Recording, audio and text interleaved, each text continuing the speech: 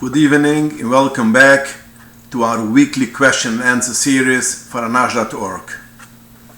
Question: can I wash undergarment or wear new undergarments during the 9 days? No, you cannot.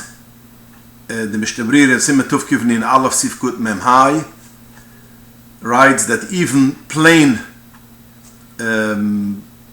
clothing, not chshivim, not our choshev begudam, you could only buy in the 3 weeks till Rosh Chodesh. Choshev begudam, nice clothing, expensive clothing, you don't buy at all in the 3 weeks from Shavuos B'Tamas, but non-expensive and non-choshev begudam you could buy in the 3 weeks till Rosh Chodesh Av. Once it's Rosh Chodesh Av, you cannot buy any clothing, even which is not expensive. And undergarments you could also not buy in the 9 days. Question: if I wear sneakers or any non-leather shoes all year round, do I need to change it on Tisha B'Av, or I could continue to wear my regular shoes on Tisha B'Av as well? There is a big machloikas on this question. If you could wear comfortable, regular, non-leather shoes on Yom Kippur, and the Rambam holds that you cannot wear. You have to feel the floor, you have to feel the ground, you have to feel a stone. If you step on a stone or something, you have to feel that you step on something. So if it's comfortable, it's regular shoes which you go all year round, according to the Rambam, will be a problem. And this is how the Shal Shivas Punami'iras Chelik Beis Simchov Ches holds that you should be machmer and not wear these kind of shoes, which is comfortable in a time when you cannot wear shoes. Now the other poskim agree with him regarding Yom Kippur, since the Isser of wearing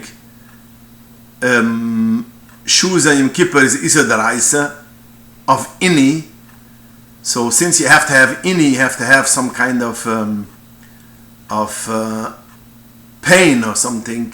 So therefore, if it's comfortable, so they agree with the Punami'iras, at least Yom Kippur, you should not wear such shoes. When it comes to Tisha B'Av, which is only a Drabanan, a lot of poskim say you could wear the regular shoes which you wear all year round, but there are still poskim which say there is no difference between Tisha B'Av and Yom Kippur. So, Lamaisa Me'ikar Adin, we could be lenient, especially on Tisha B'Av,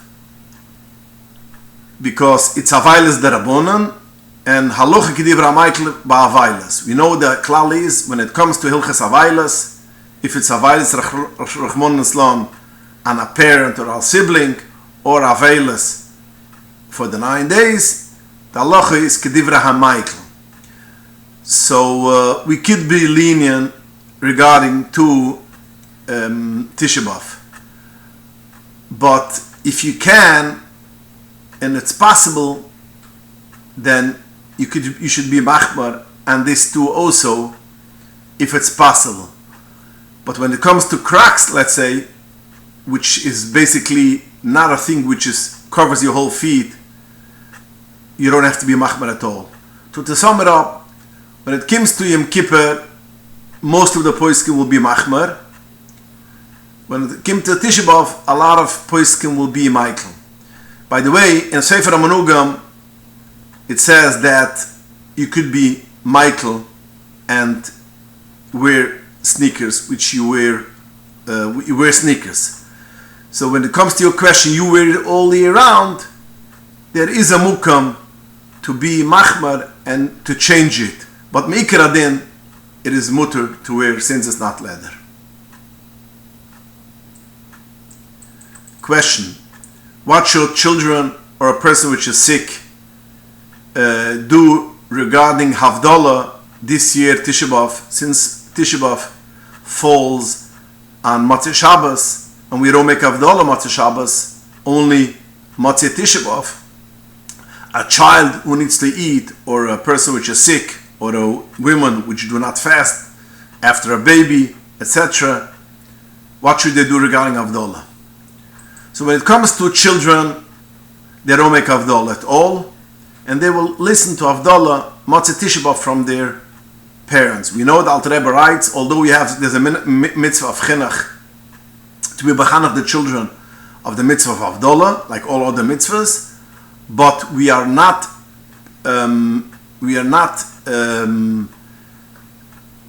could still allow them to eat before Havdalah. That means there is a mitzvah, the mitzvah of Havdalah they should hear, because it's chinuch for mitzvah Havdalah. What we do not ask them not to eat before Havdalah. So the same will be over here. They could eat before Havdalah, and Matzah Havdalah, they will hear Havdalah from their parents. Regarding a man or a woman which is not feeling well, and they have to eat during Tisha B'Av, so they should make Havdalah on a kois before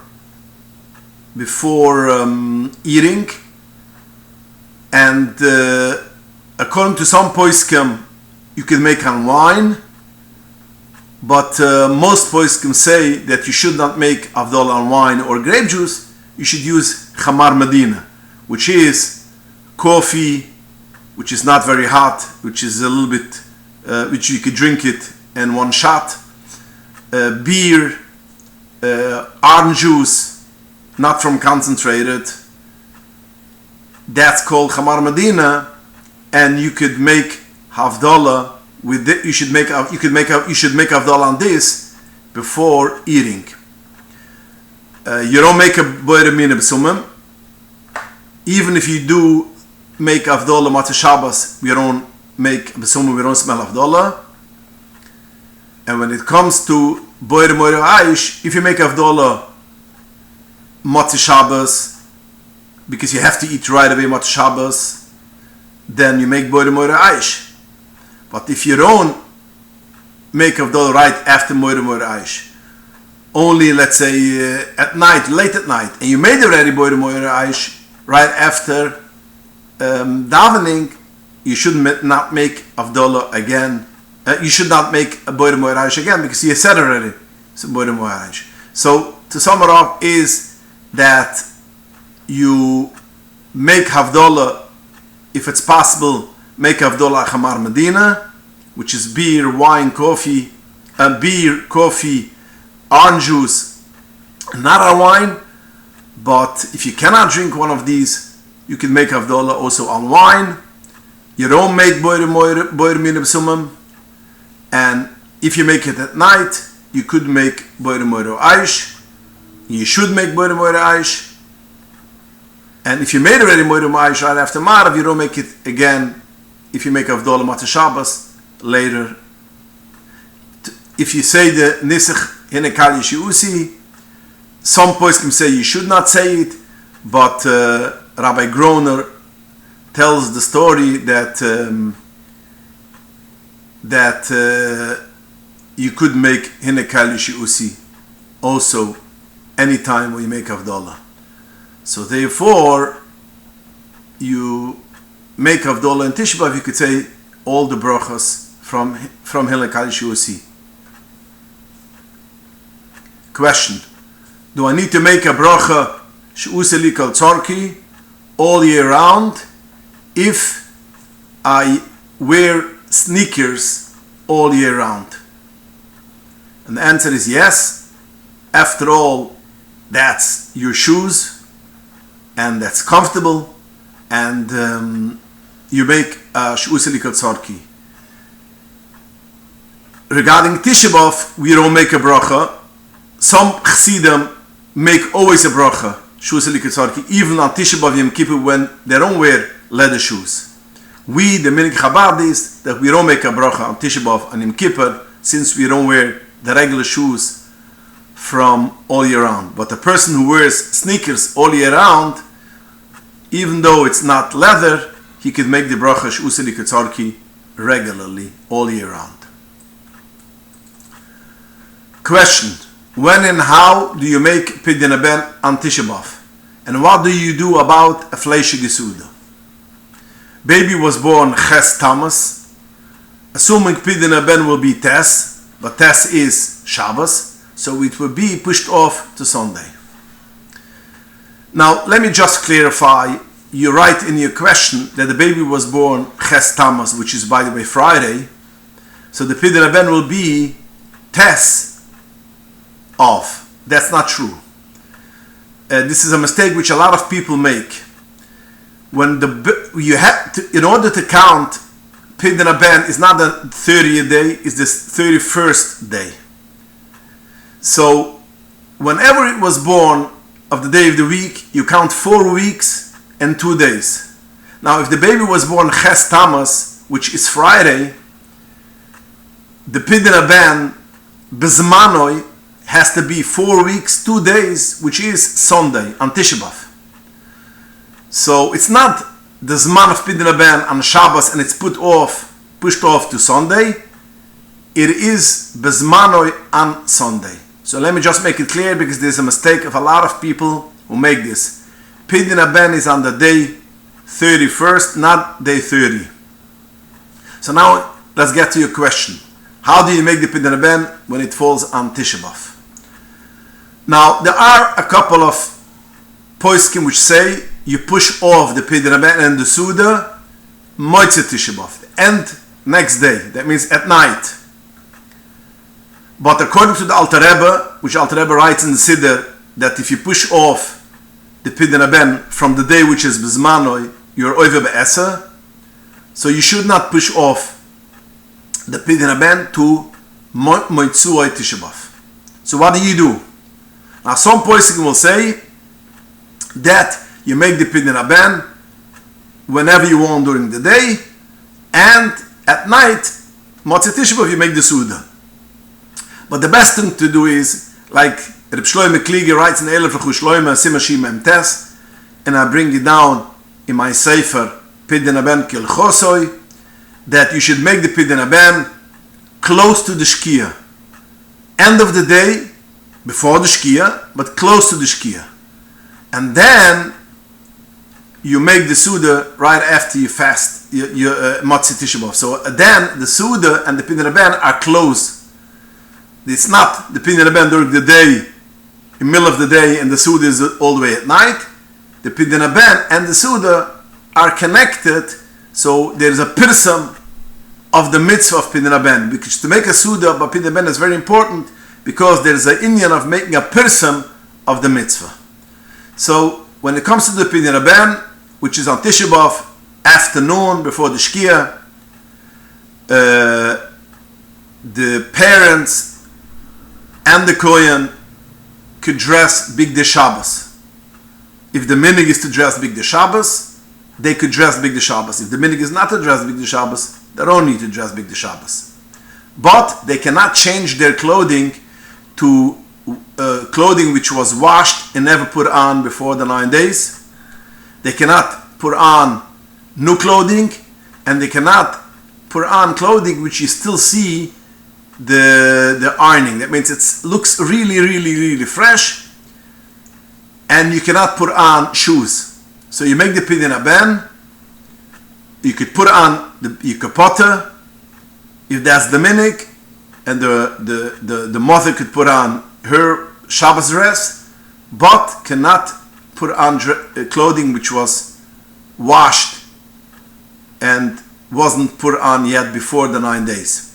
The same will be, you cannot wash and take a shower, and even your hands and your face you cannot wash, even in cold water, because afterward it's Tisha B'Av. After the Pidyon, if it's during the day, you take off the Shabbos clothing, but if it's not after the Pidyon, during the day, it's before the Shkia, you could stay and have it on till Motzei Tisha B'Av, because it's right connected, and then you wear by the Suda the Bigdei Shabbos. The father will make a Shechianu, although that we don't make a Shechianu in the 3 weeks, but a mitzvah, which is Zmanoi, so we do make a Shechianu. So even in Tisha B'Av, you will say the Brocha of Shechianu.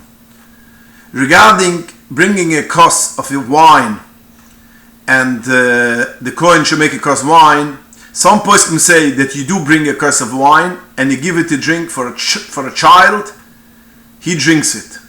The Kohen, of course, cannot drink because it's a tanas. But other poskim say that you don't make a bracha on a kos wine at all, although by regular Pidyon HaBen you do it.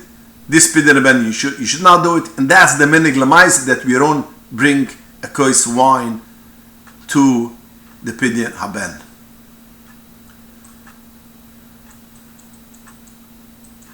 Question: I have a pitcher that is covered but with a small opening on the top. Is this allowed to be left opened, or does the little opening needs to be covered as well? Mitam Giluy. The answer is, the Rambam writes in Peirig Yud Aleph of Hilchas Shmiras HaNefesh, Halacha Yid Aleph till Halacha Yid Gimel, where he brings down these halachas, and he writes all the mashkim, all the fluids, all the things which there are a problem, a iser of Giluy, it's a problem during the day or during the night, it will be a problem.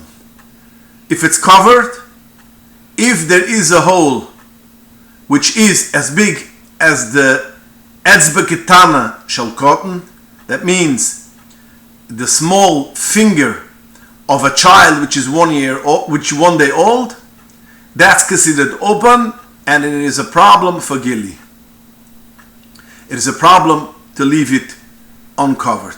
So to answer your question, you have a pitcher which is covered but there's a hole which is uncovered. It depends how big it is. If it's a tiny piece of hole, tiny hole, less than the finger of a child, then it's not a problem. But as I assume, it is bigger than that, because if it's so small you cannot use it. So I assume it's bigger than that, so therefore it is a problem of Giluy, and you should cover it all the way. It shouldn't be Giluy.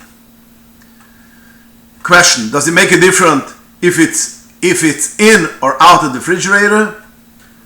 The Shaivet HaLevi in Chaylik Vov Sima Samach Gimel writes that he thinks that Bizman Hazeh you should have, since we don't have the whole Chashash of Giluy is not that strong, because we don't have snakes and in our area. So therefore, any time when it's covered it's in a refrigerator, we don't have to be makpet on Giluy. So he holds even it's uncovered at all, since it is in a refrigerator, you could be Michael, and it shouldn't be a problem of Giluy. Question: if I have a child in shul and he needs in the bathroom while I'm davening Shmoyne Esrei, can I take him to the bathroom and then continue Shmoyne Esrei when I come back? The answer is, if you cannot make him quiet and he screams and he cries because he needs to go to the toilet, then you could stop in middle of Shmoyne Esrei and take him to the bathroom and then finish Shmoyne Esrei when you come back. Because anything which is mavatal, disturbs you from your kavana and you cannot daven, you could stop and make sure that this thing which is mavatal your kavana goes away, and you could continue davening.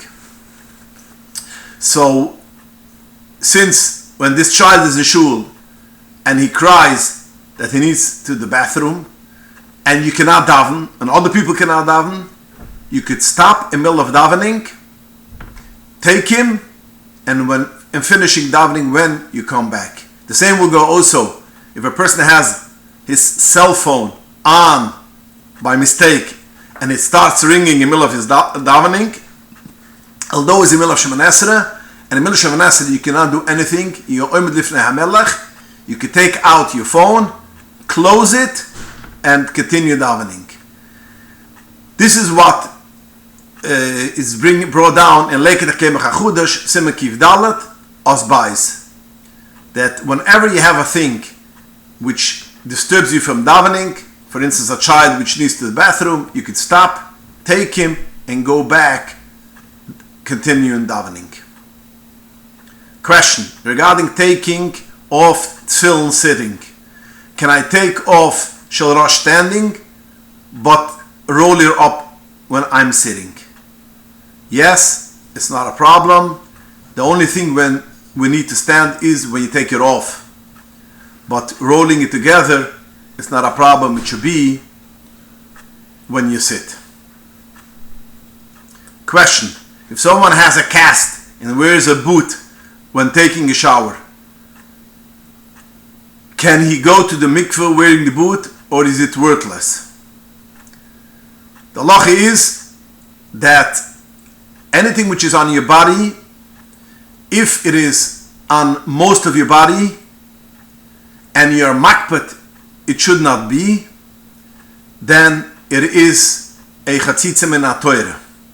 If it's on part of your body, miet body, but you are makpet, it is a chatzitza midrabanan.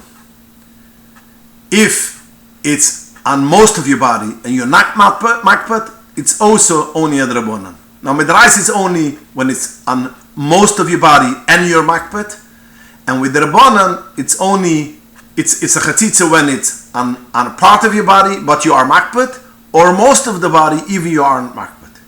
If it's on a part of your body and you're not makpet, it's not a chatzitza even for bidrabonan.